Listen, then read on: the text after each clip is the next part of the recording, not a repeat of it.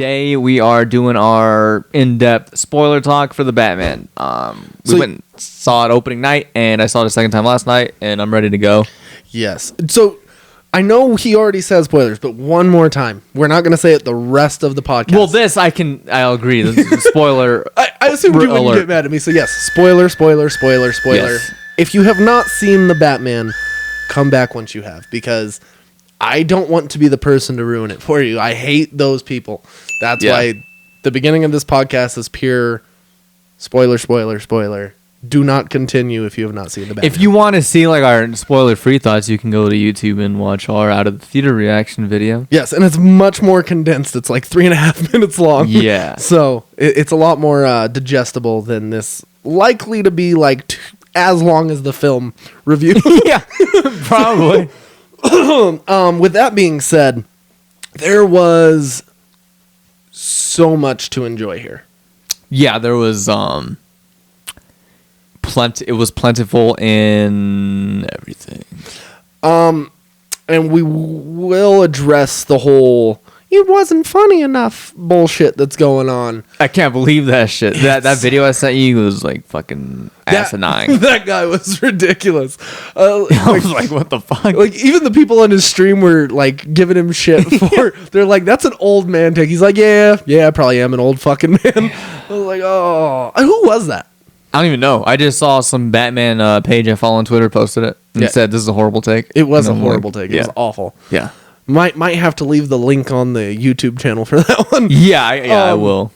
But with that being said, there is a lot to go over. So we are going to start with the cast. Yeah, so the Batman is obviously directed by Matt Reeves. Also written by Matt Reeves, co-written by. And who was the other? Peter Craig. Yes, and the movie stars Robert Pattinson as Batman.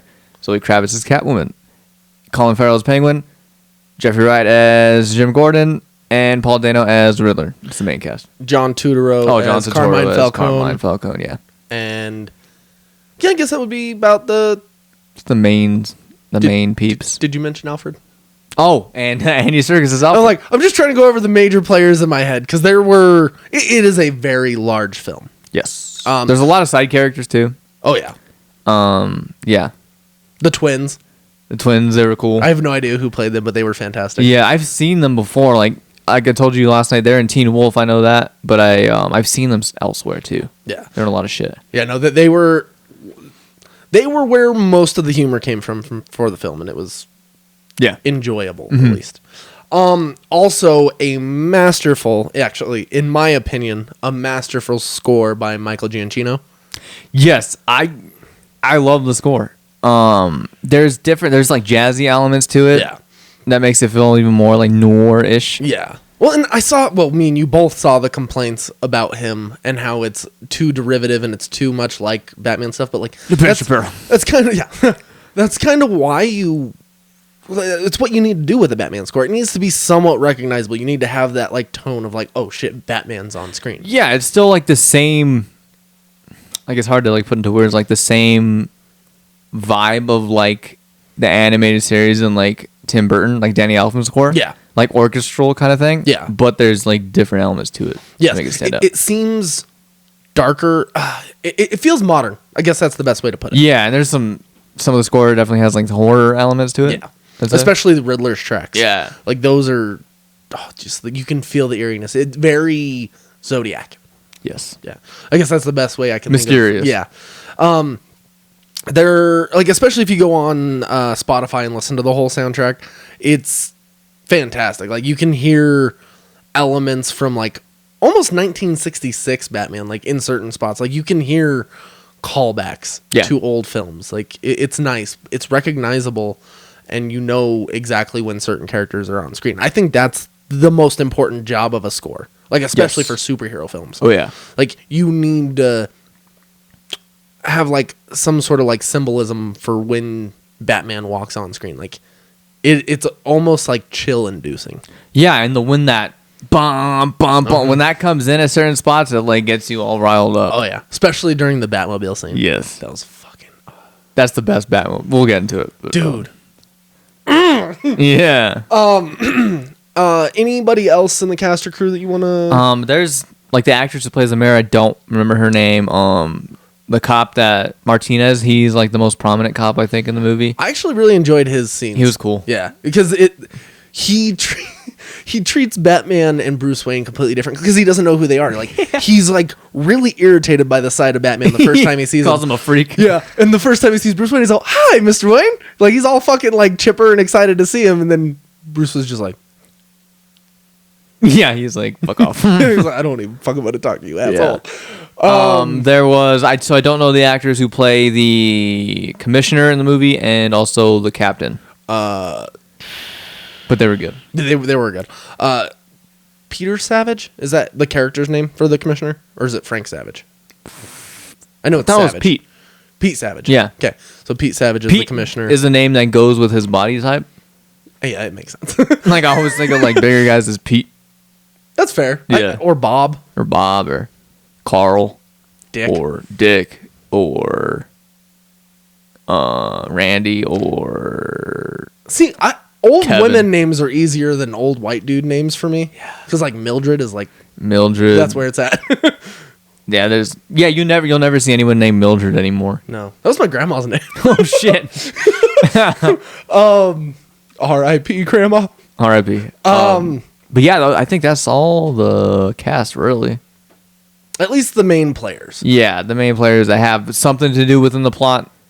And- There's actors you see pop up here and there like multiple times, but And then the one that is the talking point for everybody. Oh, yeah. Which we won't touch on until like closer to the end. yeah, when we get to the Especially if you've forgotten to turn off your thing and you haven't like paid attention to the spoiler thing yet. So spoilers. So here's the story outline for you. Yes. We open up on Halloween, Thursday, October 31st, to be exact. I love that shit. It's fantastic. Reminded me of Warshak. Actually, that isn't even technically the opening, but it's... No. Well, let's give us the basic like plot of the movie. The basic plot of the film is the Riddler is going around, and he's trying to expose a secret that has been harmful or would destroy Gotham, basically. Yes, and this secret involves pretty much all the hierarchy of Gotham and All the main players. yes, and Bruce Wayne's family. Yes. We start with the mayor, and then we move to commissioner, then we move to the DA. And Falcone. There's no one between the two. No. I think you're correct. Yeah, it goes to the to Falcone, and then after that, they attempt to go to the mayor. The new mayor. The new mayor, yeah. Okay, so basically the secret is just there's this new law or new program that The Thomas renewal Wayne, program? yeah, that Thomas Wayne was starting to roll out when he was running for election to become mayor. Yeah. And after his death, a lot of people started using that renewal program to just take bribes. Yep. Essentially. And that's when Maroney got into power Yeah. and started the drops business. Yes. And it just trickles down from there. Yeah. Very well written, very suspenseful.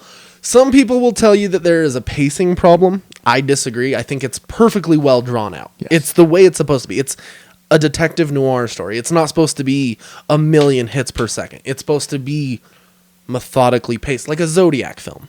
Or Yes. Seven, something like that. Yeah, a crime detective story, and we follow Batman and Gordon from there as they try to figure out all these riddles and try to figure out what's really going on. Yes. And it's really cool to see what they did with Batman and Gordon's relationship, especially because it's told in a buddy cop aspect without the comedic touches. Yeah, and then there's definitely some comedic touches, but Yeah. they're very like subtle. Yes. They're not like in your face. Yeah, it's not written like a Marvel movie. It's not, 4 minutes have passed, we need another laugh. Yeah. It's, they come when they come, and they're not always like the fucking gut busters. Like, I sat there and I laughed. I thought they were funny, but like, they're not meant to take you out of the moment. It's not, you don't want too many laughs because it's going to distract from the plot, which was one of my favorite things, because there are times when I'm watching a Marvel film, and, you know, maybe I'm just stupid, but it feels like the last thing to happen that's, like, super impactful to the film is completely erased, like, because you have to throw in the levity. Like, you have these super serious moments that get ruined by having to have these outrageous jokes like hide the zucchini. Yeah.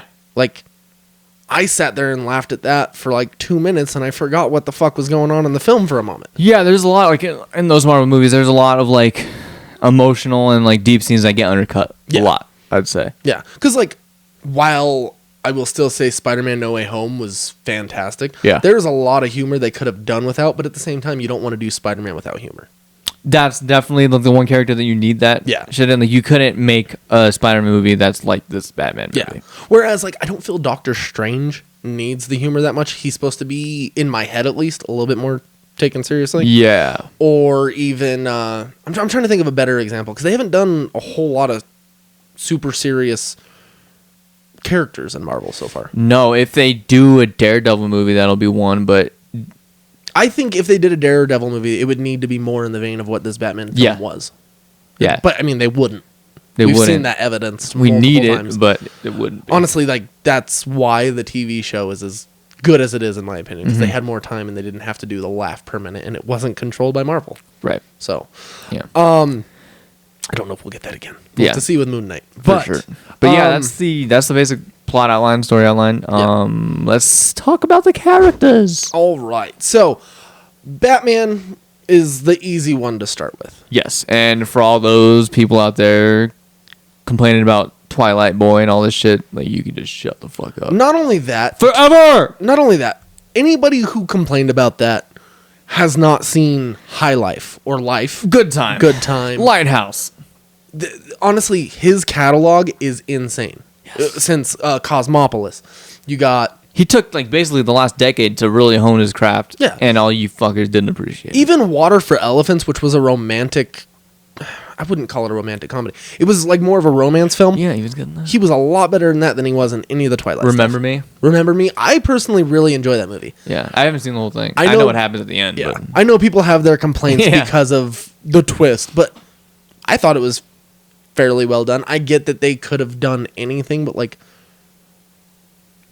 it made sense to me. I enjoyed it. yeah.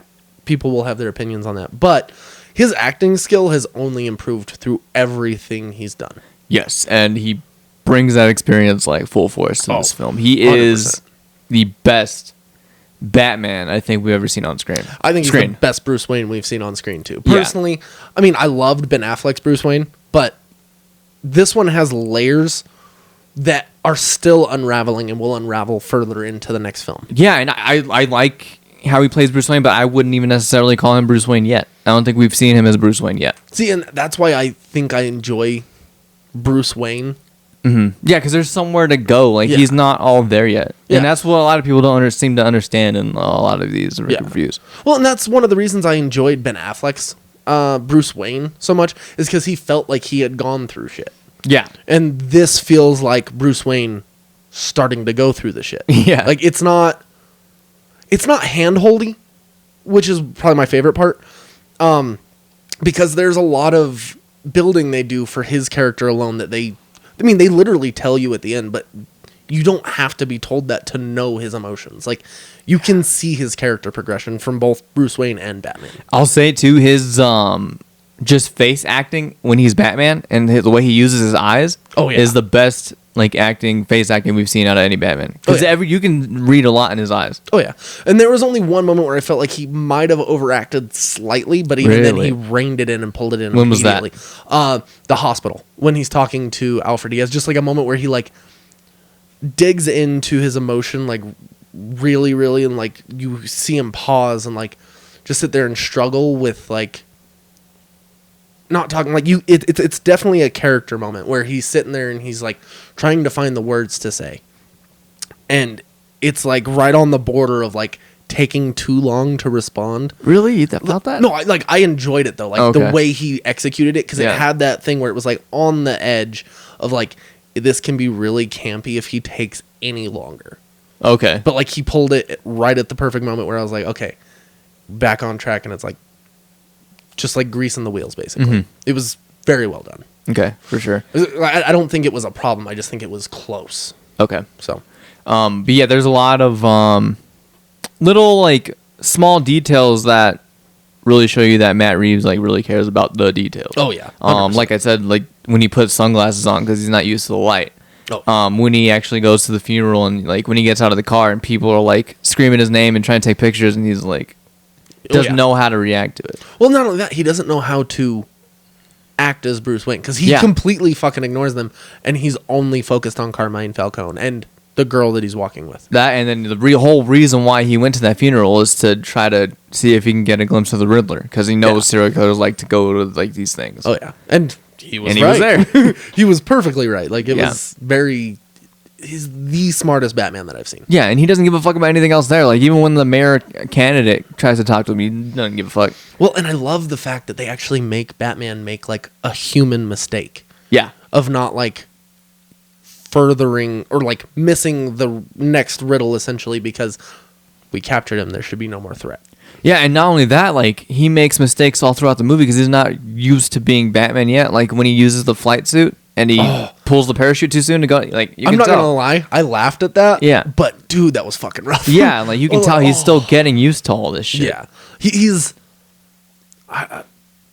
experienced in fighting and he's good as a detective. He's not the world's greatest detective yet. Yeah, but he's on his way there, which was great to see because we have seen almost no detective work from Batman in any iteration before this. I saw one guy try to dispute that. He was like, well, people act like we haven't seen like, but in the Dark Knight when he's trying to like compare bullet holes and shit, I'm like, one scene. I'm like, I didn't even consider that like super detective work really. No, like, and that's something that kind of is ruined by the fact that that's the only time he really does detective work. Yeah. Other than that, he has to fucking rig everybody's cell phones to do sonar to find the Joker, which it's smart, but it's not I mean, it is a Batman move, but it's not like detective-y, really. Yeah. And the only other time, too, like, if you go to BVS, the scene where he goes to that party with Henry Cavill Superman and he plugs that shit in to try to get information, that was like a little thing. I think that's the closest to, like, detective work we've actually really seen Batman do. Other than that, it's, hey, I'll take your tip and I'll go to the next place. Yeah. And in this fucking movie, he goes to crime scenes and he like notices shit that all these other experienced detectives are missing. Yeah, like the blood spot on the floor. Blood spot. He's touching evidence, which I think is funny. He's like looking through shit. He's like, he's wearing gloves. Yeah. I was like, okay. I enjoyed that line. See, that's the thing. I look back at these things and I don't understand how people don't see the humor. It's just more deadpan. Yeah, it's not because, like I said, like people are conditioned to want like slapstick comedy that's like very apparent. Yeah, because I love the line. He's like, "Hey, Gordon, what about the chain of evidence?" And he's like, "He's wearing gloves."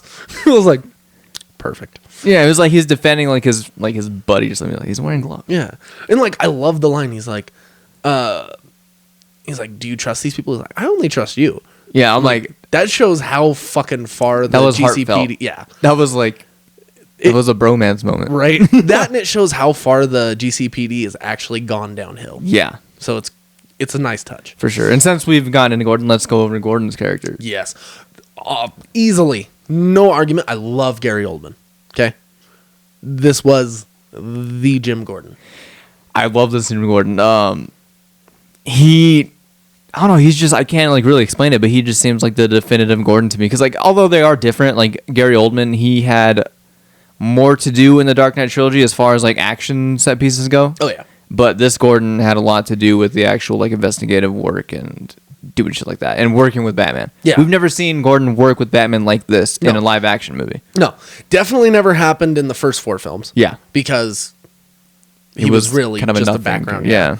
We got closer with Nolan's trilogy. The Dark Knight especially. Yeah. But they never went like investigating shit with each other. And I never felt like they were like tight. Almost friends. Yeah.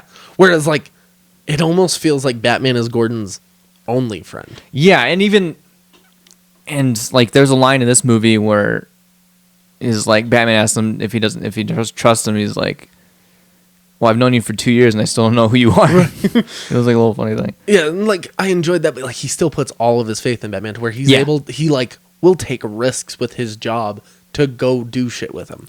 because he trusts him. And that's the shit. Like, obviously, would never happen in real life.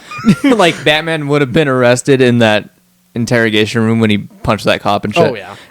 They wouldn't have given him the room with Gordon to talk. Oh yeah, 100%.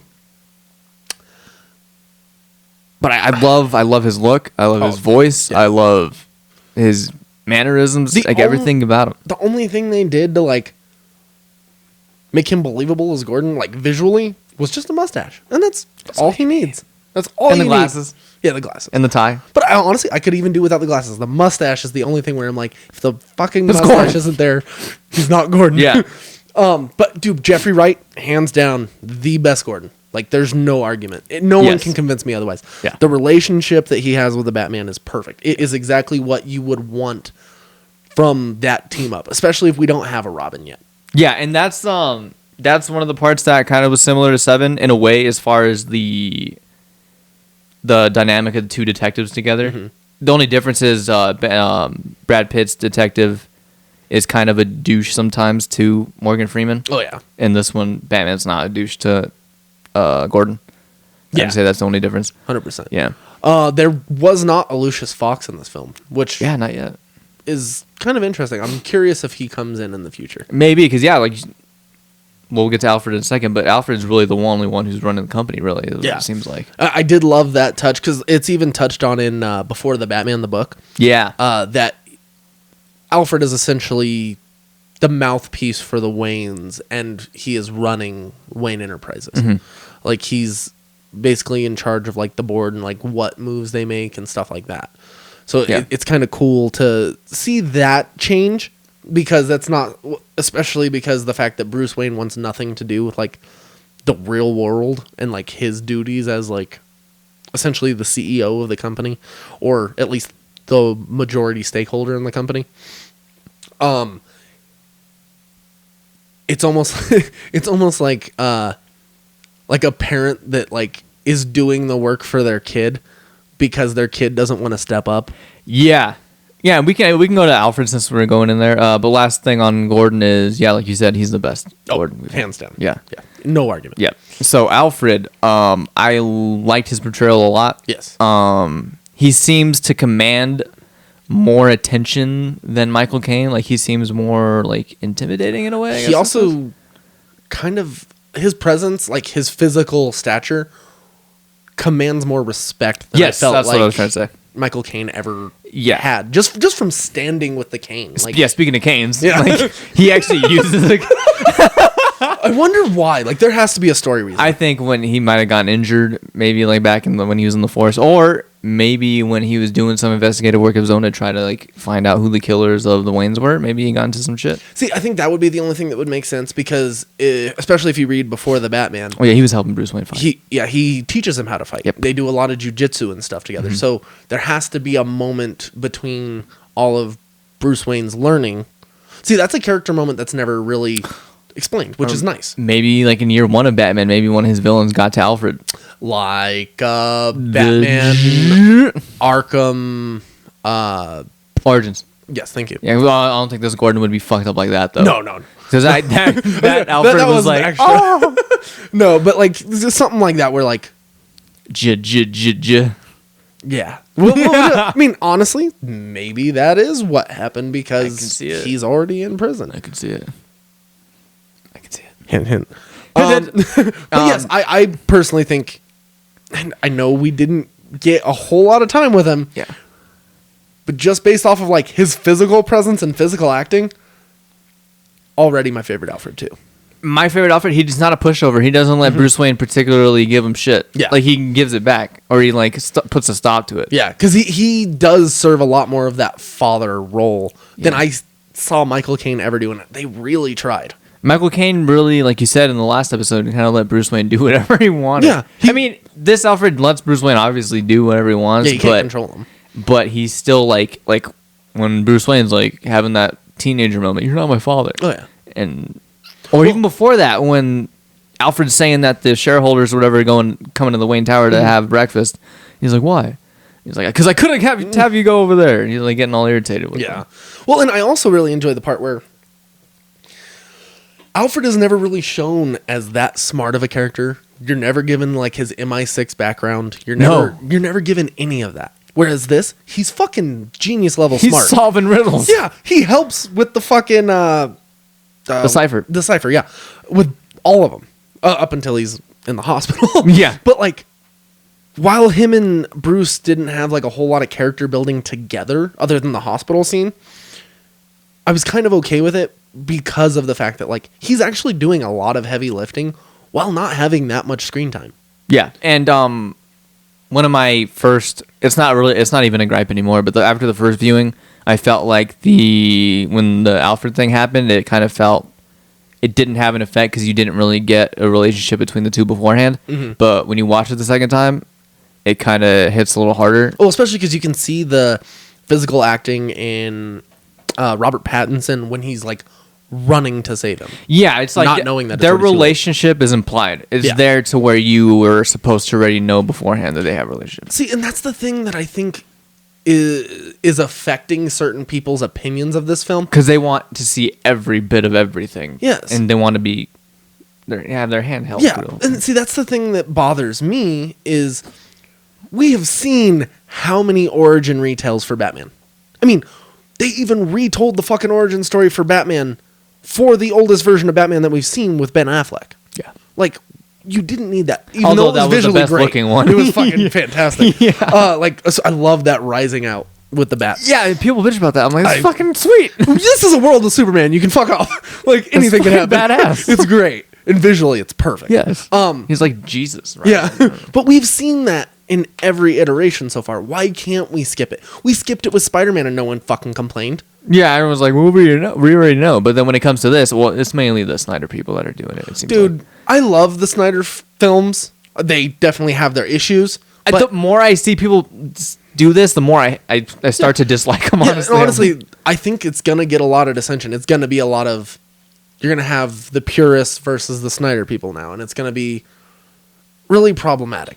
Also, anybody who says this film is ultra political can suck my... They're reaching. They're trying to find that shit, which is not even there. No. There's one line... Which, in my opinion, a little too woke. Fits in there. But it is... It fits within her character as her viewpoint in the 100%. world. There's no reason why someone with her viewpoint wouldn't think the way she thinks. Yeah. And especially of her being a person of color in that world. And Batman stays silent during it because he knows. Yeah, he's from the opposite side. Like, he doesn't have a place to talk, and he doesn't want to play too much of his hand. I will say, when we get to I know one of my favorite fucking moments of the film. But we're gonna get to that later. Yeah. I locked it in my head, and I need you to remember that I did it. Okay. So yeah, Alfred. I can go on for days about each one of these characters. This could take forever. Yeah, you can tell these characters, like, without them explaining who they are, you can tell they have a lot of history. Yes, 100%. Which is fucking phenomenal. Yeah, it's great to not have your hand held and be able to like almost create something in your head. Sometimes I love the fact that like this film specifically lets you do a lot of guessing of what happened before. We know Bruce Wayne's parents are dead. We know that that's why he becomes Batman. Yep. Like, those are the two biggest things that you need here. You have the implied relationship that we're given through comics that we can read into with him and Alfred, where you don't need to do all this extra writing to explain their relationship. And that's the perfect thing about this movie too, is since you don't need all that explaining, you can jump right in and just expand on the character and the world. Yeah, you don't need to worry about shit. Yeah, you can do a lot. Yeah. And that's what they did. It's really nice. So if we're going by level of impact, I think we need to touch on Catwoman next. Yeah, we need to. I think we should have touched on Catwoman before, but probably. Yeah, but Catwoman. What do you think of Zoe Kravitz's portrayal compared to the other? I mean, it's not fair to compare, but if you had to. Why? Because it makes Anne Hathaway look like shit. No, I'm not really a fan of comparisons, but it feels like it's something you have to do. It is something we have to do due to the fact that this is a character we have seen on screen 2 other times. Yeah, in the movies, actually. Yeah. Before this, obviously, Michelle Pfeiffer should be most people's favorite. Yeah. As of now, I can't say... this is the one character, well, I definitely enjoyed, and I think her acting was far beyond better than we've seen. And her Catwoman. chemistry with Batman is fucking people who solid. And I've seen people say that there was no chemistry. I'm like, you fucking blind? I'm sorry that they fucking have a couple moments of like actual like hatred towards each other. It feels she towards him more than the other way that's around. how it's supposed to be. Also, one thing I didn't touch on in our little character beat for Batman. This is the first time on screen that Batman is never killed, and he physically stops other people from killing because he is the most moral version of Batman we've gotten. Yeah. So, not if you go to Twitter and they tell you that there's Batman kills in this movie. How? When? They wouldn't answer me. There's not a single fucking moment. Yeah. He literally makes sure everyone on top of the fucking thing doesn't fall to their death. And then when Gordon and him go into the orphanage, he's like, no guns. He's like, well, that's your thing, not mine. And even when he loses control for one moment, still doesn't kill anybody. Yeah. Could have. Could have. Very close. Broke dude's face to shit. Yeah. Also, that moment with him and Catwoman was great. Yes. Like her step back. Also, you don't realize the fact that the trailers showed 4 scenes. That's really it. Yep. Like, very well played. The one thing I wish they didn't show in the trailer was the Batmobile chase. Yeah.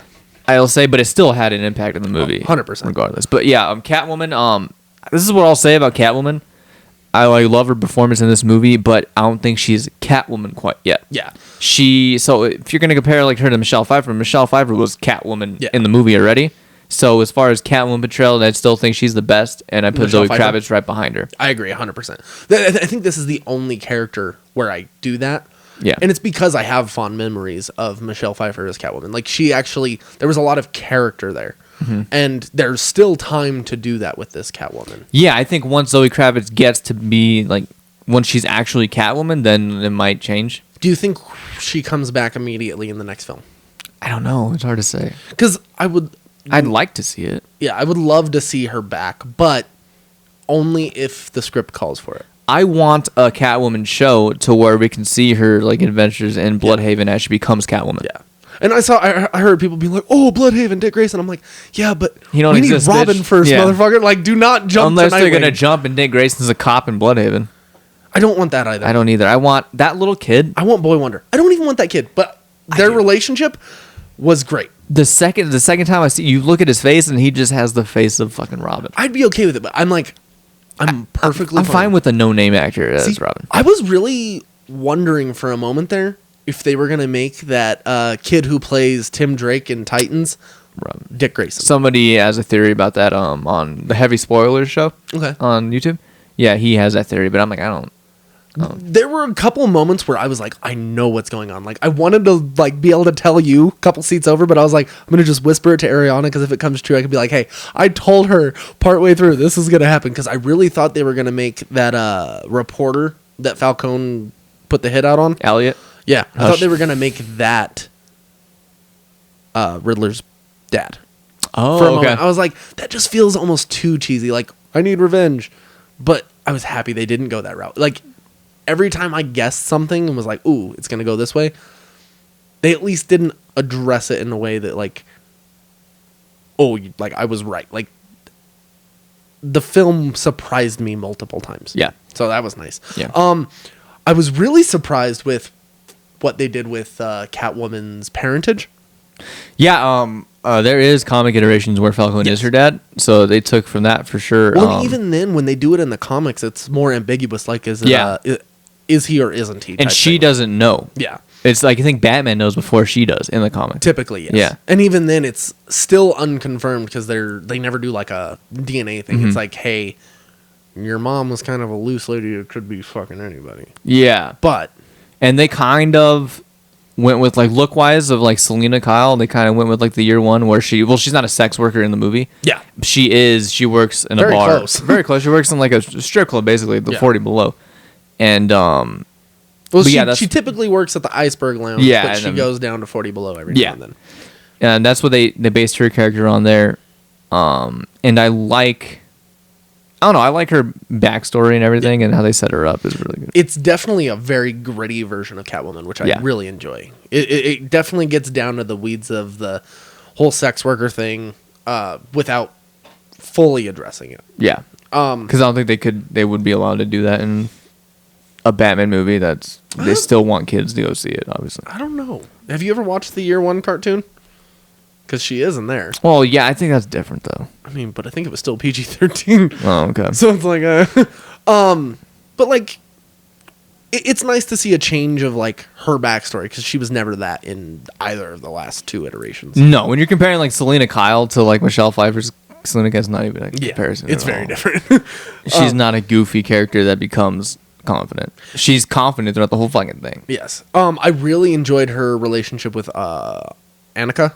Yeah, that's also taken from the Year One Yes. comics. Yeah, it was really cool. Like, she loses her friend and she has to do a lot of the work to like figure out where she is. When we found out how we found out she was dead blew my fucking mind. I was like, that's fucking shit. crazy. Yeah. I was like, why would you leave her in the trunk, you idiot? But it is what it is. And I fuck, I forgot what I was gonna say. Damn it!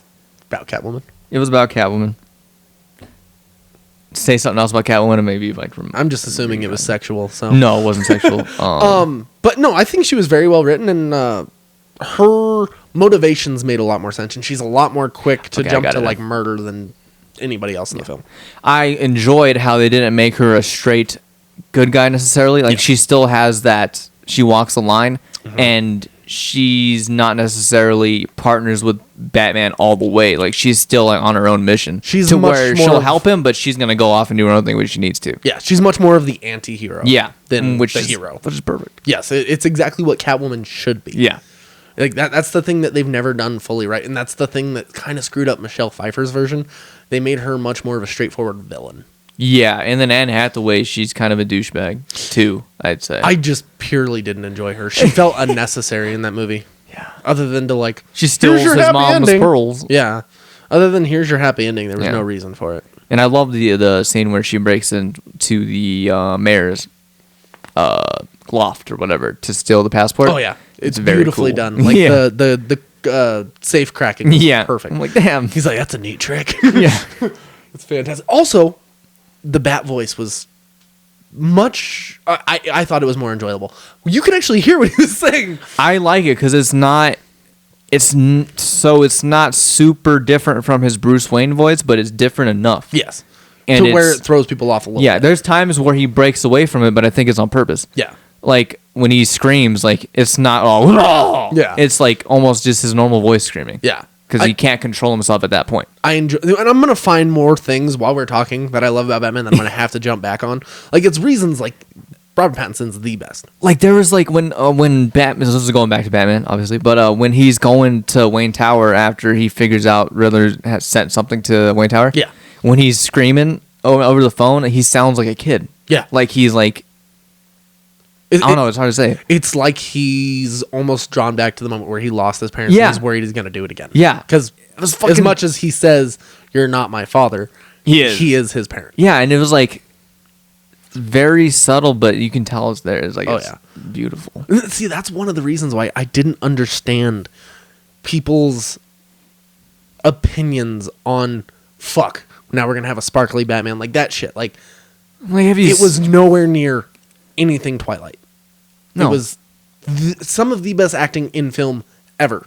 if the people who think that it was are just general audiences who don't watch independent films. Yeah. And it really, honestly, it breaks my heart that there's any dissension between like fans. Like I know. this to me was the perfect version of Batman. Yes. It really, really fucks with my head right now. And it's really cool that Robert Pattinson, you can tell he's all in on the role. Like he's going to movie theaters, making appearances. Like he's like, you can tell he like loves the character. well, he which is like it's the best time he's ever had making a film. yeah. And then did you see that video I sent you when Yeah. he's in the theater? He's like, let's Like, make a sequel. Yep. I was so He's fucking excited. all in, and he's like excited about it. And I never got the same excitement out of an actor who played Batman before. No, Christian Bale seemed like he treated it more as like a nuisance or like something he had to do. Yeah, and Ben Affleck liked it, but he never seemed all in on it. Obviously, we know why. But A lot of it was A, his alcoholism, And B, WB. that not only that, reception of BVS, Yeah. which wasn't his fault. He was the highlight of the film. yeah, That's honestly almost unanimous.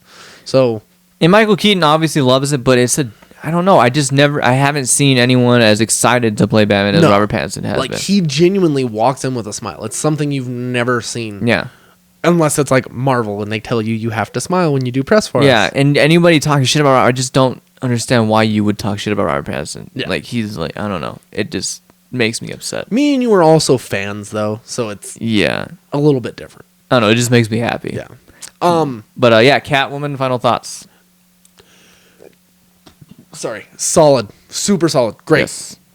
Just needs that little bit more in the next couple films. Yeah, I think, like I said, this is the origin story for her. So when she becomes Catwoman, we'll like really get a full view on her. Also, really curious to see what they do with her costume-wise. Because, like, while the beanie, the cutout beanie, was a cool little touch, I'd love to see how she progresses the suit in the future.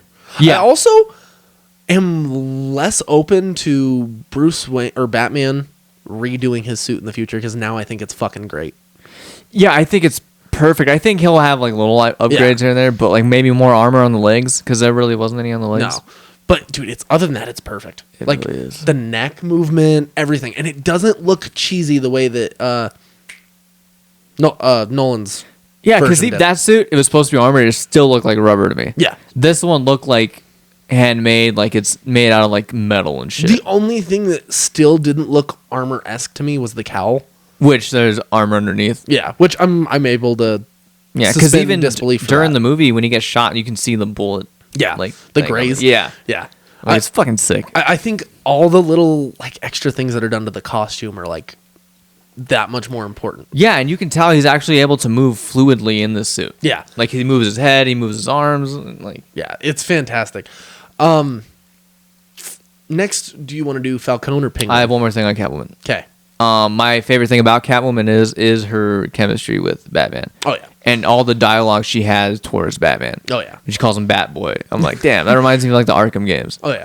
Well, yeah, it reminds you, it's almost, I don't know if sexual tension's the right word. There is. There definitely is. But it's more that her like playful way of talking to him because she almost feels more comfortable. Like it's almost like she's doing it on purpose to like get him to do something or to use him in a way, and he almost bites on it, but he doesn't. Yeah, it's like a very. She's much more psychological than any version of Selena Kyle we've gotten in the past. Yeah, which it's nice. Yeah. Penguin or Falcone?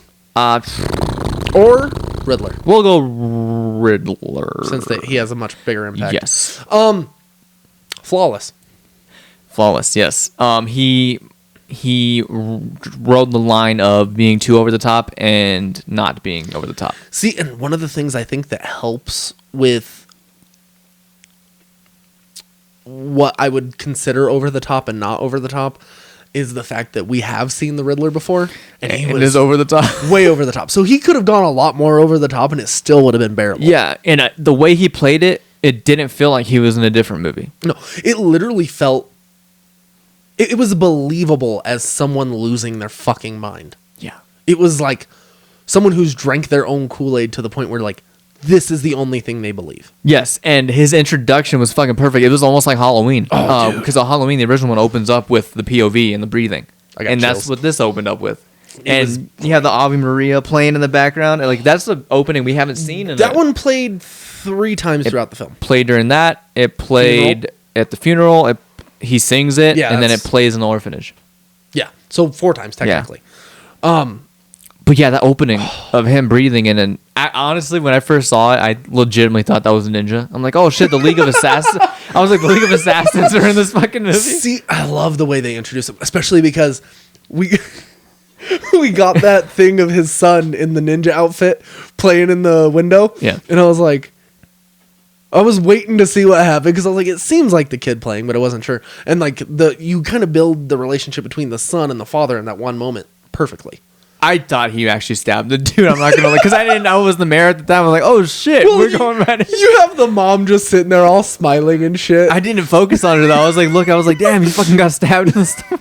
This ninja just waiting for him, like practicing. I thought it was a great moment to like build the stakes for the mayor at least. Yeah.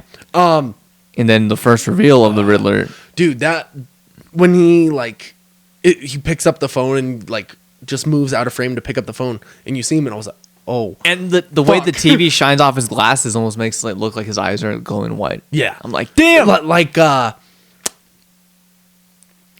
Elijah Wood's character from Sin City. Sin City? Yeah, Sin City. Haven't seen Sin City. Oh, like, every time you see him, like, it's just like a passing white light over his glasses. And it's fucking creepy. Nice. It's dope. And that's what this is. Yeah, it's like perfect. And if you notice, him and Batman both emerge from the shadows. While Riddler stays in the shadows until he kills. Yeah, it's the first time you see Batman and the first time you see the Riddler, there's kind of a symmetry, but one definitely commands more of like, it's more of a presence. That's the one comparison I can agree with as far as like making the Riddler kind of like the Joker, as far as like his opposite of Batman kind of thing. But it's not really like a huge thing. Well, I've always considered most of Batman's villains to be opposites in a way. They're just opposites of different aspects of his personality. Where like Riddler's his intellect, obviously. Yes, and Joker's more of like the seriousness of Batman. Yeah, and his overall like life story almost in a way. Where Joker almost essentially feels like he lives to kill, where Batman lives to save and he refuses to kill. Yeah. So there's always that like dichotomy between Batman and his villains where it's the extreme ends of things. Yes. Where they're either like extremely poor or you have the rich ones who are just went in a different direction like Black Mask and stuff like that. Or Penguin and so on.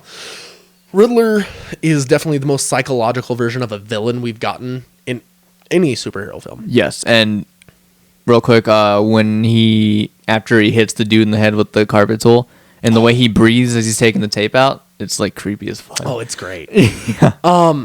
Physically acted perfectly. Yes. Paul Dano is an underrated actor, really in my opinion. And it's not for lack of evidence. It's just like of exposure. Like he was in There Will Be Blood with Daniel Day-Lewis. And he was not the focus because it's hard to... You're going to be overshadowed by Daniel Day-Lewis no matter how good you are. And honestly, even no matter how good Daniel Day-Lewis's performance really is. Yeah. It's Daniel Day-fucking-Lewis. Yeah. He gets a lot more press just because of the method of acting. He is the best method actor of all. So it's like... That's going to get a lot more shine regardless of the film. Paul Dano in Prisoners. I would say Riddler is a mix of Paul Dano in Prisoners and There Will Be Blood. I can agree with that. Just as socially awkward, but he has a presence that's relatable, like especially on the incel level. Yeah.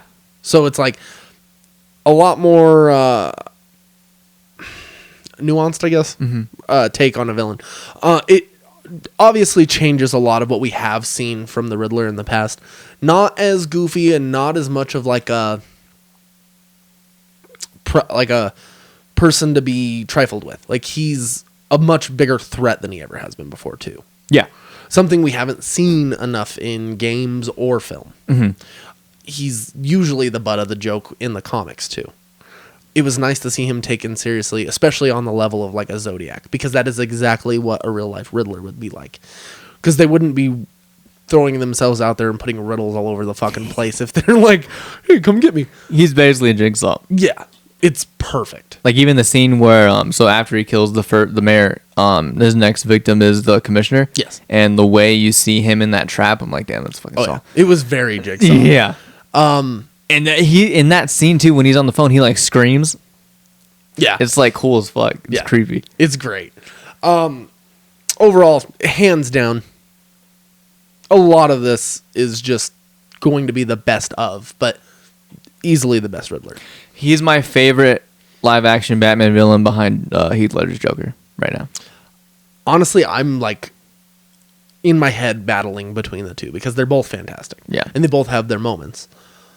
And Heath Ledger's Joker is very special. It's just really hard for me to like separate in my mind the stuff we talked about last week. You see, I don't agree with that. And I know. Yeah. That's why I'm like, I'm not trying to go there again. Yeah. But like, I definitely enjoyed Paul Dano's Riddler as much as I enjoyed, if not more at certain points, the Joker.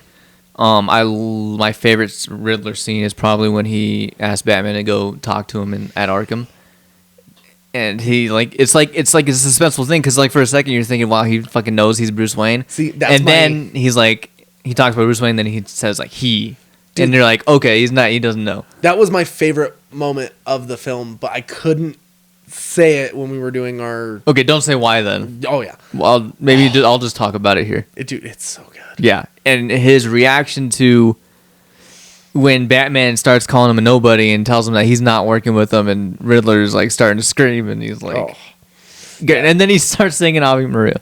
Dude, that like 5-minute portion of the film, like my heart like fucking stopped. I was like, they can't do that this early with Batman. Like, fuck. Yeah, and then that's when Batman starts to lose control of his voice a little bit when he starts screaming. Yeah, I'm like, nice. It was fucking great. Yeah. It's very reminiscent to the interrogation scene with Batman and the Joker as well. Yeah, a little bit. Yeah. Except there's no physical altercation. Yeah. As much as he would love for there to be. You can tell. If he could bust that window open, he would. Yeah. It looked, I was worried that it was going to start cracking for a moment. I was like, no! Yeah. But, so yeah, Riddler, he's a presence in this film. Yes. Easily my favorite villain I've ever seen on screen. Very unsettling at times, especially like at the end when you see his final like stream and you see his followers talking about what caliber we're using. And it's like, damn, he's setting up a fucking mass shooting. Right? That's fucking insane. Yeah. But very well done. Yeah. You can almost believe like I don't even know if it's proper to say incel because it's not sex related. It's not sex related, but it's very reminiscent to Joker at the end. But I don't know. It's different. And they gave him a realistic way to have goons. Yeah, basically 100%. Yeah, it was very believable. Yeah, people drink Kool-Aid on the internet plenty, so yeah, it worked. I'm sure some of them are incels. Yeah, wouldn't surprise me. Yeah. But yeah, I'm like, damn, I'm surprised they're going this far because it's basically like it's a mass shooting. Oh yeah, 100%. From here, I say Falcone. Falcone, I love John Turturro's performance. I was worried. Were you? Do you think he was gonna go goofy? I did. I love that he didn't. He really like drew it back and was kind of like an intimidating presence in a way, especially when he's getting up close to people talking and like 100%. Like he's a better Falcone than that dude in Batman Begins was. Oh, easily. There's no argument there. Yep. He had the swag. He did. He had that gangster vibe, but it wasn't like a caricature. No, he was just, that's who he was. See, that's what I was worried about. I was worried he was going to try to like play up like the where's the accent? gabagool type of thing. Hey, Bruce. I thought there was going to be a lot of the.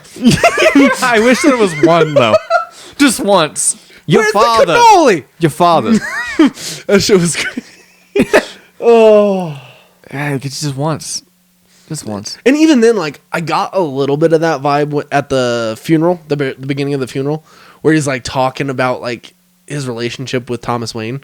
And that's taken from Long Halloween. Yes. And it was perfect, dude. Like, just... like, Penguin's reaction. He's like, is you seen this? Like, yeah, he's all right. Oh, fuck. But, like, yeah, in that scene he has towards the end with Catwoman before Batman jumps in. Yeah, and he's, like, killing his own kid. He's like, you don't think this hurts me? Well, and I thought her acting leading up to, like, when she's getting ready to pull the gun out of the purse, thought it was flawless. Like, she's, like, building up, like, anger. Yeah. Like, and, dude, her crying is so believable. Yes. She is a fantastic actress. She really, I feel like she's underrated, honestly. Oh, easily. Like, we haven't seen enough of her. No. And she's starting to blow up, though. This will definitely blow her up. She's actually directing a movie that Channing Tatum's starring in. Oh, really? Yeah, and that's her boyfriend right now in real life, too. So. That makes sense, then. Yeah. He's starting to have, like, a third... he plays the same shit. It's like every comedy movie he's in, he, like, has the same, like, jokes and timing. Like, dumb jock. Yeah. Basically. Yeah. 21 Jump Street. Yeah. I think he's proven he can be a good dramatic actor if you've watched Foxcatcher. I have not, but I've... Oh, my God. It's one I really wanted to watch. He legitimately cut his head open on a mirror. No. Fucking, I would be terrified to do that. Could you imagine, like, just the thought of, like... He didn't give a fuck. He was like, boosh, boosh. Multiple times. I would be terrified the second hit. The first hit, I wouldn't be too worried because you're hitting a flat thing, a mirror or glass or whatever you want to call it. The second time, shit's shattered and protruding out of the fucking mirror. It's going to go in. If it was written into a script and you had to do it, would you do it? Oh, yeah. Okay. I honestly might even do it, but like the thought of it is so fucking cringy of putting your head through glass, boom, and then stuff sticking out, and boom. And boom. I think when you go to do it, like before you do it, you might be nervous, but when you're in it, like the thought of doing it probably gives you more adrenaline, and it probably adds to the performance. Oh, I'm sure. Yeah, that'd be fucking terrifying, dude. Like he punches himself too before. Oh yeah, see, like that is a scene I would love to take part in, but like that is fucking raw. Yeah, that is the only section from that movie I have seen. I gotta find that movie. I have it. I'm gonna let you borrow it. Hell yeah, I'm down with that. I also got to give you your copy of is it Valhalla Rising? No. Oh yeah, Valhalla Rising. Yeah. Did you watch the whole thing? No. I still got to, but I bought you a new version of it because my kid broke the disc. Yeah. That's a great movie too. At least you have it on Blu-ray now. You need to be in the right mindset to watch that movie. Oh, I'm sure. From what I saw of it, I really enjoyed it. I might actually try to watch it tonight. Yeah, just rewatch it. You can keep that as long as whatever. But Falcone, I give him a 10 out of 10 for what he did. Oh yeah, we don't have really much to base him off of as far as live action goes. As far as live action goes, we have just the one, right? Unless you go with Gotham, which I don't go with Gotham. I think he was better than what we got with Gotham, and Gotham gave us like multiple seasons of him. Yeah. So as far as like movies go, and even if you were to compare him to the old stuff, I'd say best version, hands down, easily. Yeah. It's not an argument. Yeah. He's very manipulative. He manipulated Bruce Wayne to think one thing. Oh yeah, and it was nice that we still had Alfred to correct the narrative. I saw some complaints about that. How almost immediately right after that, Alfred turns him the other way. Like this guy said, we don't get enough time with Bruce Wayne thinking what Falcone said was true. It almost gets immediately turned around. See, and I didn't mind that. I have a different view on that because the logical next step for Bruce Wayne would be to go to the only other person who has that information. Yeah. So it's like, I mean, that's why it didn't bother me. He might stew on it for a couple hours, but he's going to fucking talk to him. Yeah. Like, it's going to get resolved. Yeah. So I was okay with it. I was perfectly fine with it. I understand for, like, film reasons and, like, film rules, you might want a little bit more time for that to fester. Yeah. But I think it was tastefully done. Yeah. And I think it was the right move. And it brought us one of the best scenes in the movie. Oh, yeah. It was best connected when they held hands. I'm like, dude. That was actually pretty raw. I was like, I wasn't sure. I thought Bruce wasn't going to do it. So he's like, it was very like. See, that's the one thing about this that like excited me the most. Like everybody's reaction to each other was almost a mystery, except for the hardcore Batman moments, like not killing. Like I was actually surprised I was still surprised they did it because it's never actually like been stated that hard before.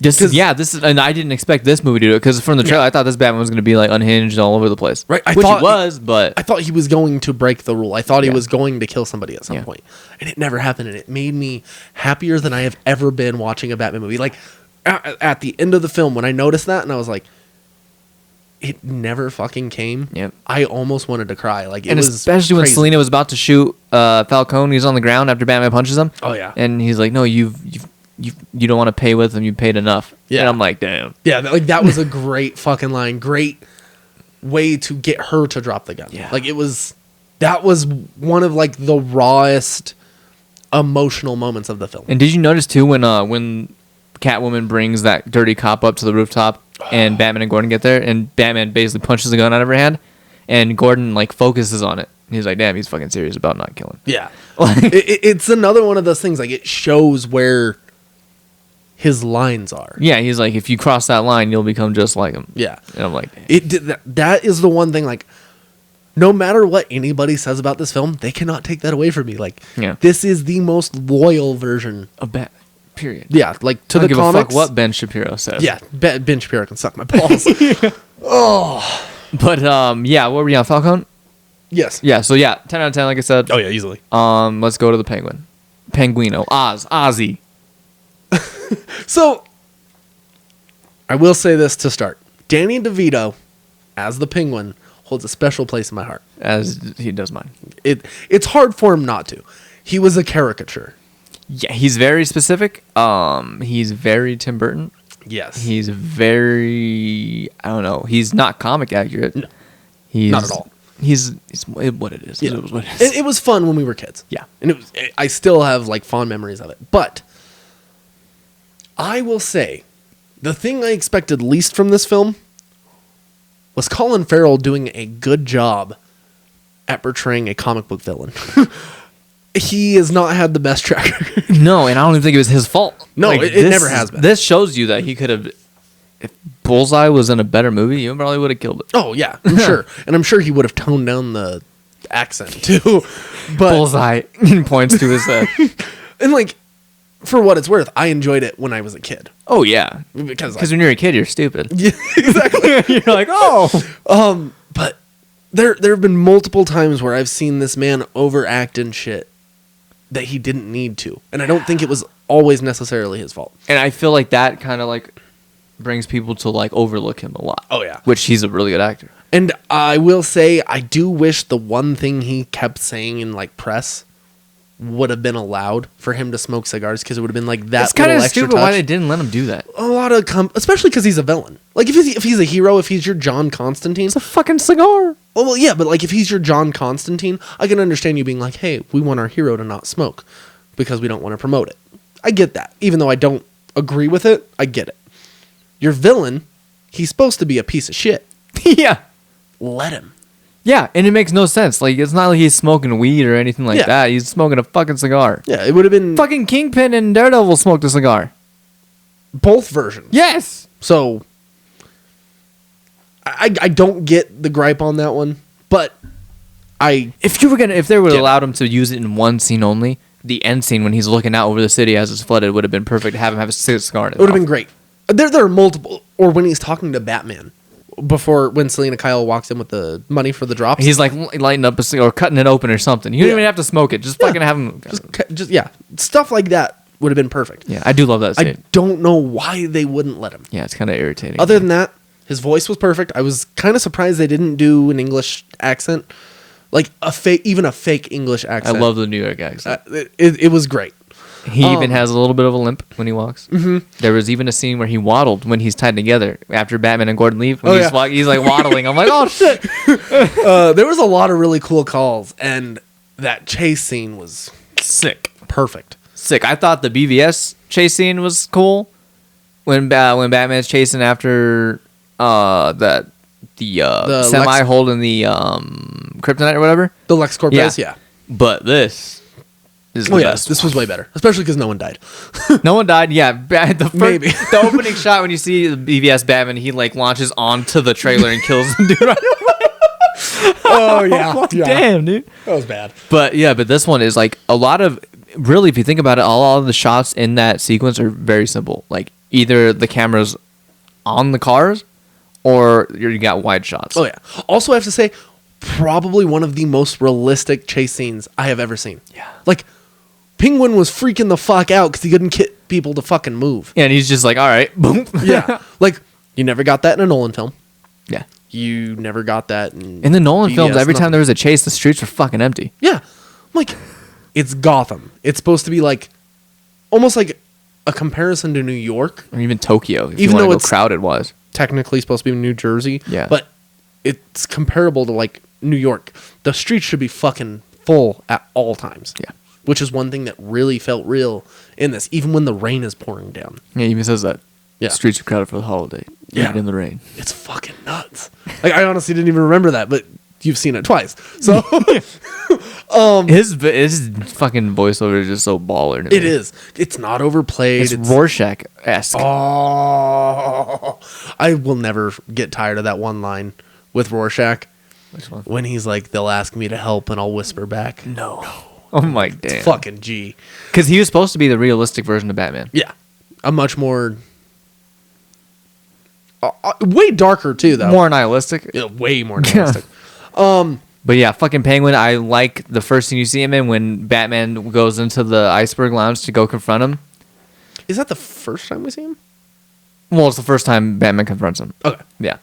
And he goes in there and Penguin's basically like mocking a bunch of things, and it's fucking funny. I love how he calls him Vengeance the whole fucking movie, and then it makes Catwoman call him Vengeance. Yeah, I will say that one word was a little overused to me. Definitely. But it's not nothing that'll like take my enjoyment away from the movie. But at the same time, I don't know if I consider it to be too cheesy because of the fact it is what he does say to the people he confronts. Like, is he named Batman or... Yeah, because he even calls himself the Batman.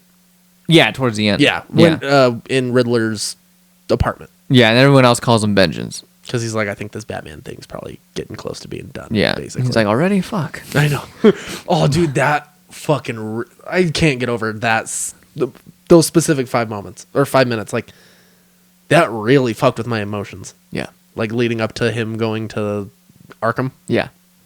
For sure. God damn. After the chase scene, you get a good cop, bad cop kind of routine between good cop, bad shit cop. Yeah, I'm like, oh my god, that was great. Yeah, and you get them fucking grilling them, and they're just going back and forth, like spewing lines out. I'm like, this is fucking awesome.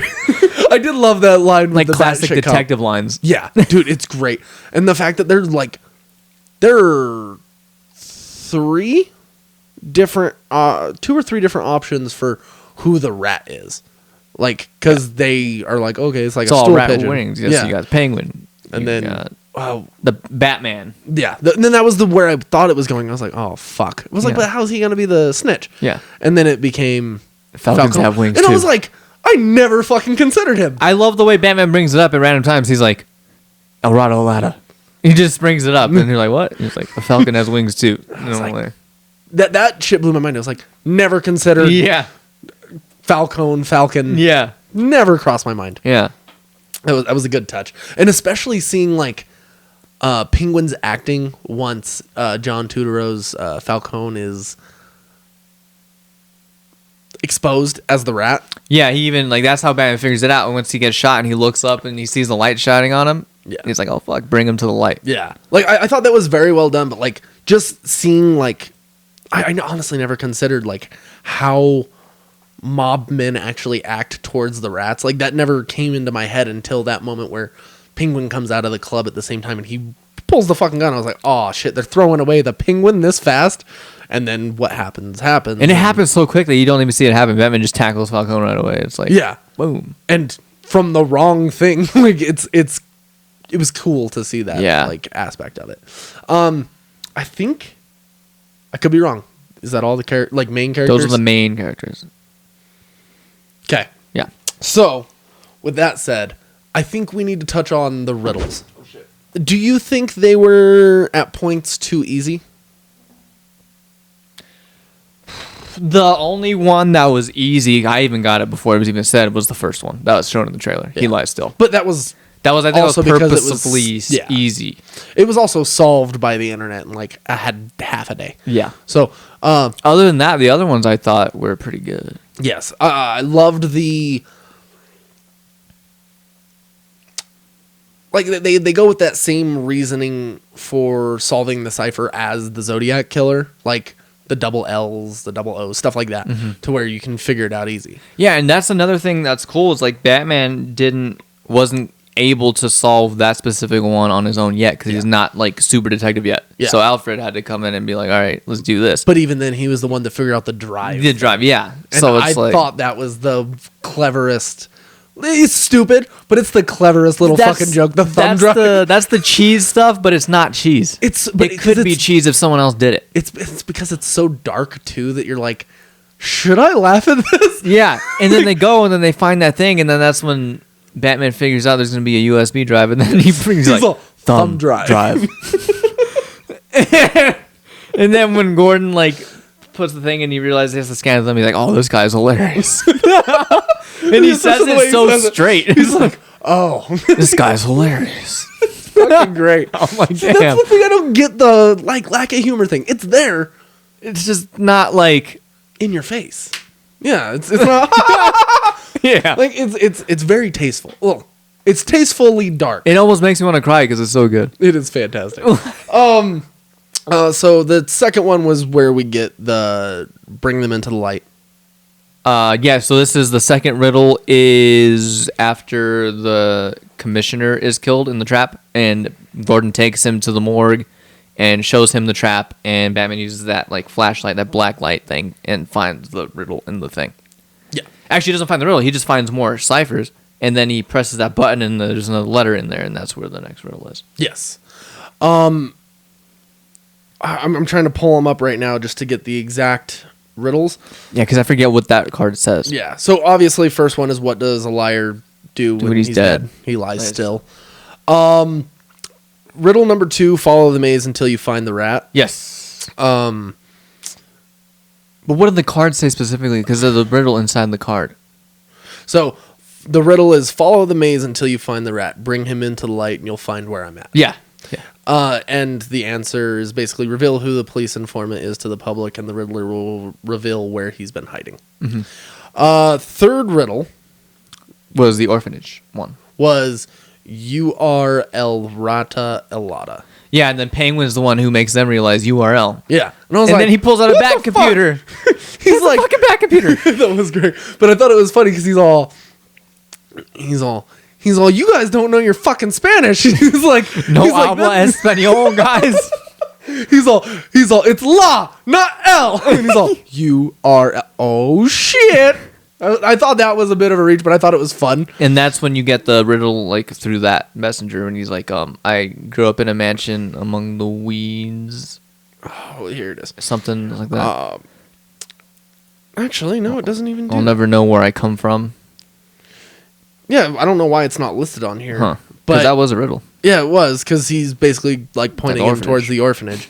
I thought it was fun how he's like, it is the penguin, Rana Alana, and he's like, you still got work to do then, I see. Yeah. And I was like, fuck! Yeah, and he's like, someone else is going to die. I swear, I was so certain it was Penguin, too. I was like, following along. You're so used to comic book films being so, like, to the point where, like, oh, yeah, that's the answer. Formulaic, where like, you can guess every beat. Yeah, like, you don't expect there to be, hey, we're going to make a wrong move. Mm-hmm. You know what I mean? Riddle number 4 is at the funeral. Oh, yeah, what is it? Is that when he gives out the riddles to the DA? Yeah, to the Batman and the DA. If you are justice, please do not lie. What is the price for your blind eye? It's the first riddle is, it can be cool, poetic, or blind, but when it's denied, it's violence you may find. So violence you may find. Justice is the answer. Second one at that moment is, if you are justice, please do not lie. What is the price for your blind eye? I was able to catch that one easier during the film than I was the whole time. I didn't get bribed. The trailer. I didn't get it right away. Well, I figured it was bribe, but I figured it was the way that it is. I'm like, okay, he obviously took a payment, and he needs to, like, say how much he actually took to, like, make him look the other way. And he said 10,000. 10,000 a month, which is fucking, dude. You wouldn't need to be a lawyer. Yeah. Like, you could just go retire. Yeah. And say, hey, I'll collect for a while. Yeah. And then what was the last one? The last one is, since your justice is so select, please tell us which vermin you're paid to protect. Yeah, and then that's when he refused to do it. Yeah. And the Batman, for some reason, is getting all close, and then he looks down, he's like, oh, fuck. Yeah. Well, and that shows you how fucking powerful Falcone is. If he's that scared, he's like, no, just blow my fucking head off. Yeah. Like, I'm a dead man anyway. Yeah, I'll be better off. And at least this way, my family's not going to die too. Yeah. Like, while I was like, no, just give him the fucking name, I'm like, I understand it because he is still protecting people, technically. And then here's the one. I don't know why it's not. So I grew up from a seed as tough as a weed, but in a mansion in a slum, I'll never know where I come from. Yes. Do you know what I am? That happens after the Coulson head explosion scene. Because that's after the chase, right? Yes, but why is the URL thing? Oh, I guess it's because it's brought in at a different point. And the answer is an orphan. Yeah. And so that's when they go to the orphanage, and this orphanage reminds me, it looks exactly like Arkham Knight. Even the entrance way, that small hallway, and the writing on the wall. And no, it's perfect. The projector. Oh, yeah. I'm like, oh, shit. It's exact. Yeah. It does definitely give you that Arkham Knight, like, museum-y type vibe that you get where he's holding Catwoman. Mm-hmm. And then there's that horror scene in there, that jump scare, with even the music hit. When the drop head is in the hallway and it's like, bing! And I'm that like, fucking tripped me out. Yeah. There is another riddle. It says, see you in hell. Oh, yeah. But that one's... I didn't see that as much of a riddle. It's just more of like... I mean, it is because he doesn't know what he means by hell. Yeah. Like, And then he even says when he sees him in Arkham, he's like, "Told you I'd see you in hell," and I was like, okay.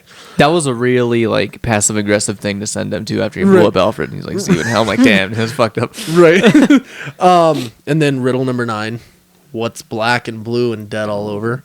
You. Yeah, and I'm like, damn. 9 riddles. 10 riddles. at least. There might be more, but for now it says 10.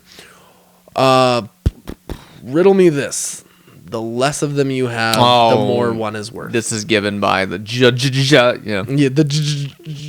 yeah. Yeah.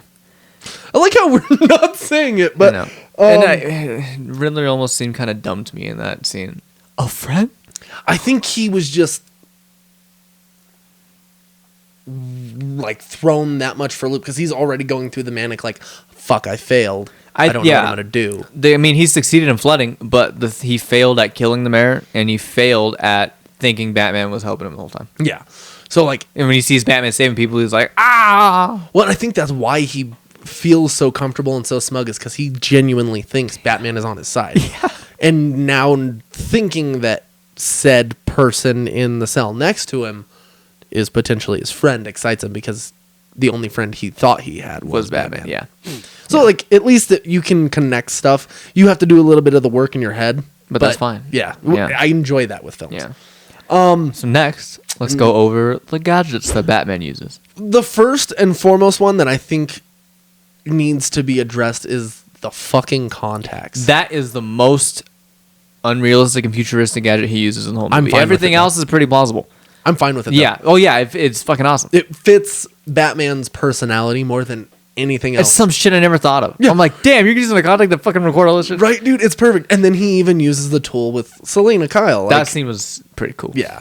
I thought that was fantastic, but like just the idea that he even says, like, sometimes I have to force myself to remember. Yeah. Like, and when he takes the fucking contact out, his eyes are all bloodshot because he doesn't sleep. I'm like, damn. That stuff was...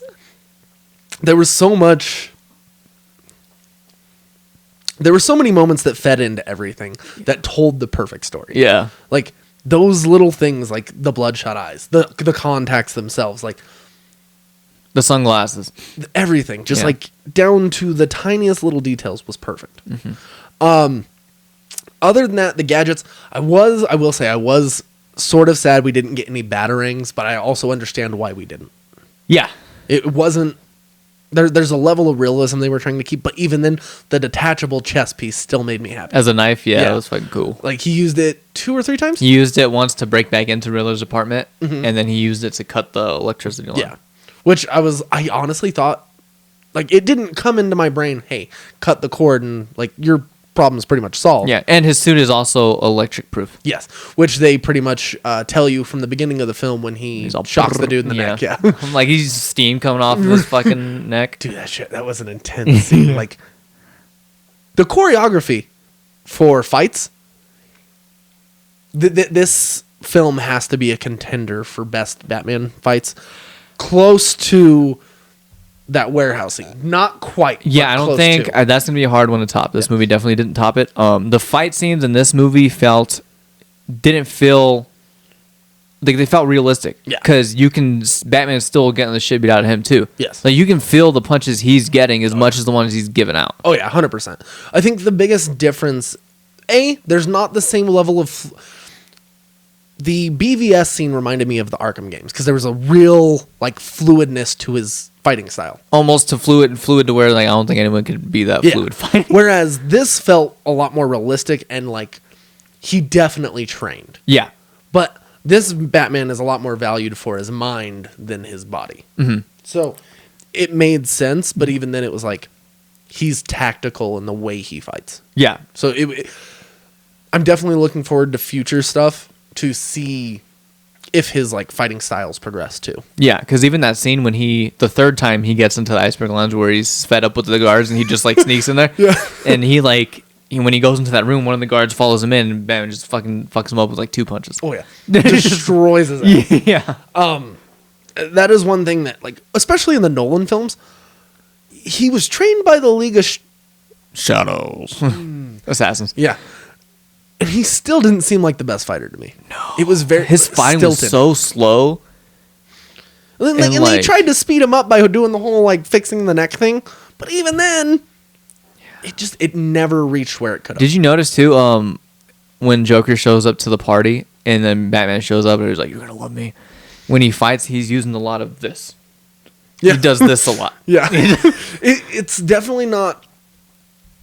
I don't think that fighting choreography is Nolan's strong suit. He obviously didn't give a fuck about it. He's like, especially not in The Dark Knight Rises. Yeah, he's like, we just got to put this in here because he has to fight at some point. Yeah, especially in The Dark Knight Rises on that rooftop scene, the dude just fucking falls in the background. And then when Batman's fist fighting fucking Bane outside of in the streets, I'm like, yeah, that's my biggest gripe with the Nolan stuff. Yeah, is the fighting sucked. But this fighting is very realistic and very brutal because like you can feel the punches because the sound design. Oh yeah.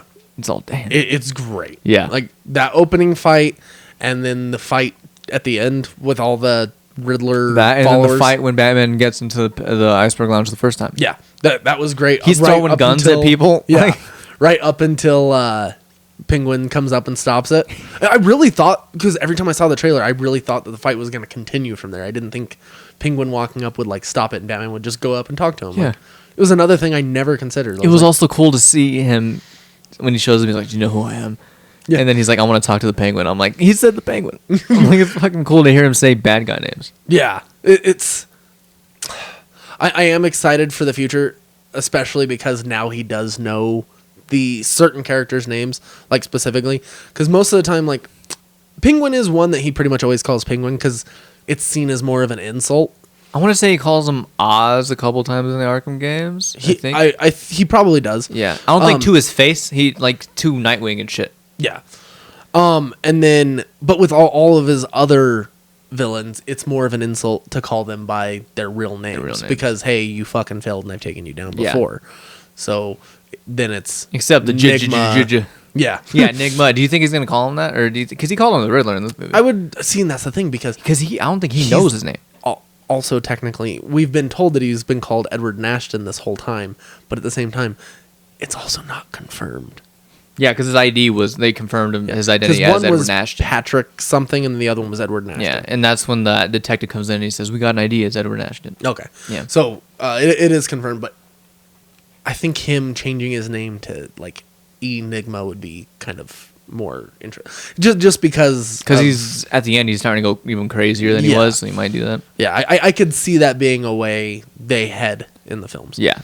So as far as more Bat gadgets that he uses, one of the more prominent ones he used to fly, they actually give a realistic way as to why it's like a flight suit. See, he looks like one of those squirrels. I will say I was momentarily sad that they weren't using the cape, but at the same time I was like, this is much more realistic, so I can enjoy it. Yeah. I thought that squirrel suit was fucking nuts until he pulled the parachute, and then I was like, "Oh my god!" Yeah, and that shows his inexperience. That was cool. Yeah, he got fucked up. And he's like, dude, he hit fucking hard, broke the concrete. I was like, God damn! But the way he was gliding, it was pretty cool, and the way they had the camera mounted on him, that was pretty cool. Well, and dude, the gliding almost felt uncontrollable. Like it was intense. Yeah, he's like kind of like. His he even said it in an interview, Robert Pattinson, he's like a lot of like the suit's capabilities, like his belief in it. Yeah, it's nuts. I do like that when he's running from the cops and when he gets onto that gargoyle and you get that shot from like looking up at him when he's like, "Oh shit!" Yeah, it reminded me of like an animated movie for some reason. It looked cool. I can definitely see that. It definitely had specific vibes. It reminded me of the Year One cartoon a lot. Okay. Especially with moments like that, because one thing I wish or want in a future Batman film is in Year One he like has like a sonar technology that can it attracts bats to his location. It's pretty sweet. And acts as like a distraction so he can escape. That's tight. That would be the perfect way to do like a Batman escape. I was glad that they had the bats in the movie though, in the cave. Especially, I think my favorite thing was the bat in the cage. Yeah, and people are saying, I watched a review that said that this Batman is also scared of bats. I didn't get that at all. He didn't seem scared to me. He seemed momentarily hesitant, but Batman is supposed to be slightly scared of bats anyways.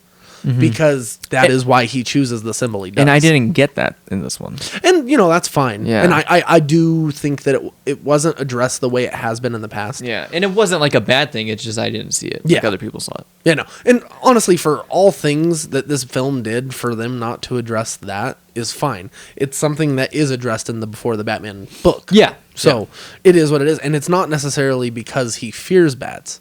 It's almost more of like a respect thing in the book. So I did like the inclusion of the bat in the cage. That was kind of cool. Yeah, I did think that was kind of neat because it's another Riddler touch.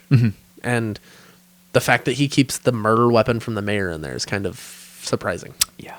And I honestly didn't realize it was a carpet tool until he said it. Yeah, he's like, my uncle's an installer. I was like, oh, shit. Yeah, a tucker. The fact that he had the map under the carpet was And a that dope shit touch. that Riddler laid out from the very beginning. He used that specifically for Batman to find it. It's and fucking nuts. he was like, you mean you didn't figure it out? Yeah, that was a lot of... And that was another part of that specific scene that really got me excited was the fact that he was hurt by the fact that Batman didn't finish. And that shows you that he's not the world's greatest detective yet. Yeah. It was perfect. And when he goes back to the crime scene and the cop's like, you can't be here, and Batman just stares at him. He's like, all right. And then when he starts moving the table and lifting the carpet, the cop's like, what the fuck? What the fuck's going on? What are you doing? I like that because Batman doesn't give a shit. No, he doesn't. He's like, I'm doing... Are there any other big gadgets? The Batmobile. Obviously. The best thing. Fucking sweet. The way it turns on, the way it's introduced is like a horror movie. It's like a monster. That fucking power. Just you can, especially in the theater we were in with the Dolby. I felt it in my balls. It was insane. Like, it gave me chills. Like, it was loud as fuck. And then when he like, it looks like it revs up and it like stalls out. I think that was him like giving them like, you can get a head start. Oh yeah, it was a warning. Yeah, it was a warning shot. I was like, hey, I'm gonna fuck you. I'm coming. Well, especially because especially the way they describe his driving skills in the Before the Batman book. Yeah, he's a street racer. And that is one reason I will say, I don't think the Before the Batman book fucked anything up. No, if anything, it helped. Yeah. Like, because there was a lot of moments I'm like, oh shit, it was kind of cool knowing like the backstory for this and this. Leading into the movie, because having already read it, I was worried that it wasn't going to be connected continuity-wise. But they actually did a really good job of like making sure there wasn't anything that would like diverge from the story they've already told. Yeah, and I'm wondering if the author like had to got the script from Matt Reeves or something to make. I'm sure he did. I'm sure he either that or he got to see the film multiple times while he was writing. Which fuck you, guy, because God, that would have been amazing. I know. But yeah, so the Batmobile, the contact. I want to be involved in Hollywood, not to actually make films, but to watch ones that haven't come out yet. I know. Like, I don't give a shit about anything else. Yeah. But another gadget that's related to the contact lens is the way he can print out images from the contact, and he like has this like pen that like is able to write on it. Yeah. So he has that. He has the bat knife. He has the Batmobile. He has the flight suit. He has. Well, the taser was from him, right? Like it was his taser. Yeah, on his finger. It looked like.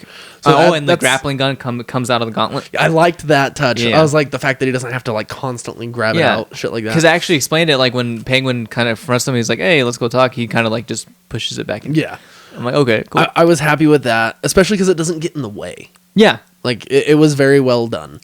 The gauntlets are dope.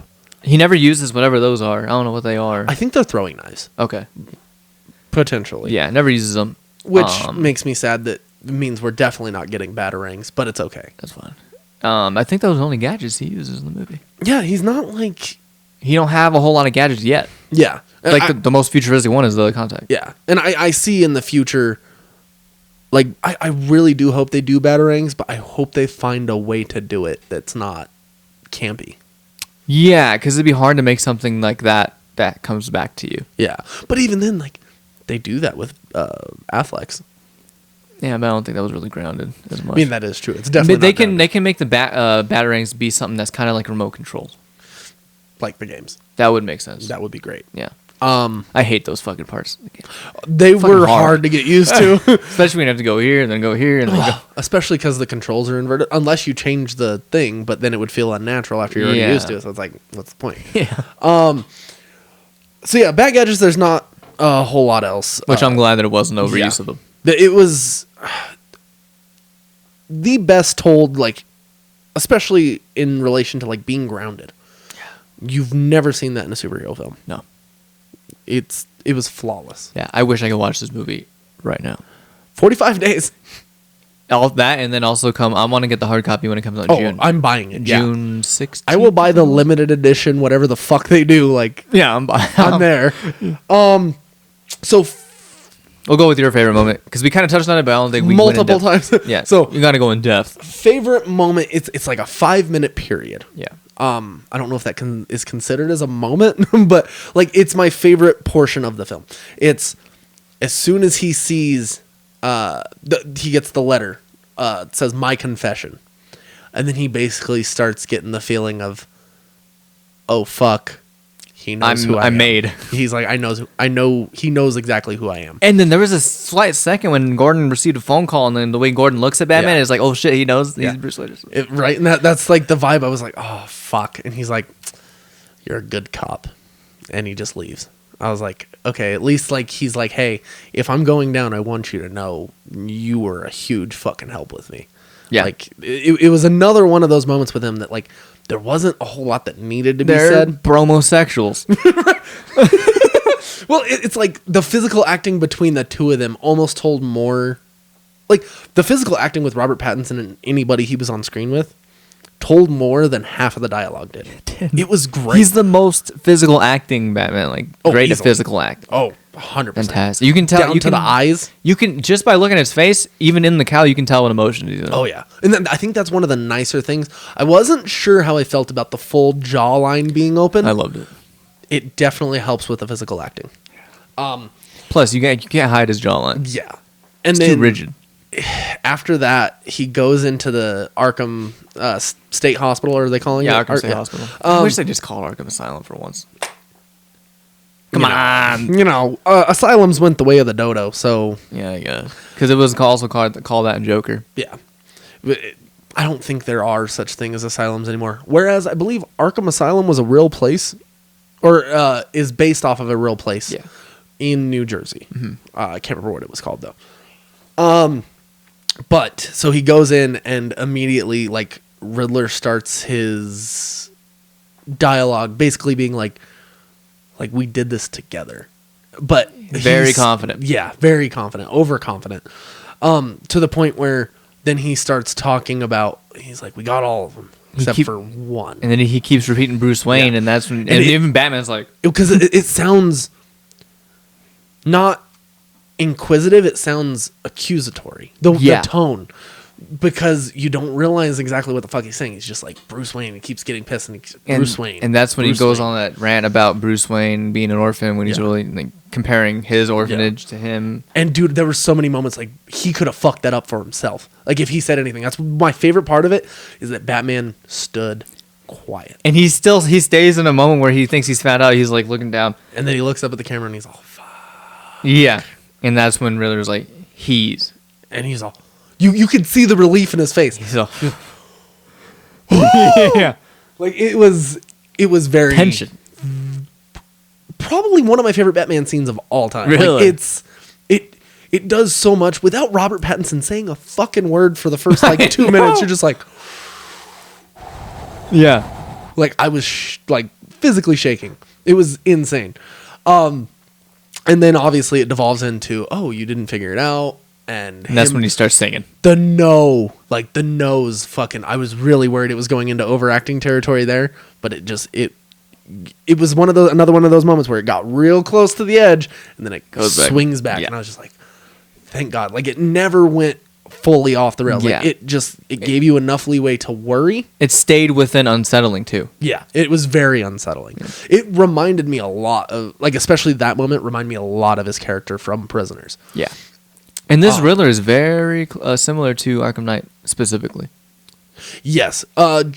Just a little less campy. Yeah. Yeah. But yeah, definitely his like motivations and stuff are very similar. Mm-hmm. And like the obsession with puzzles. Yeah. Is fantastic. Something that immediately went away with Jim Carrey's Riddler as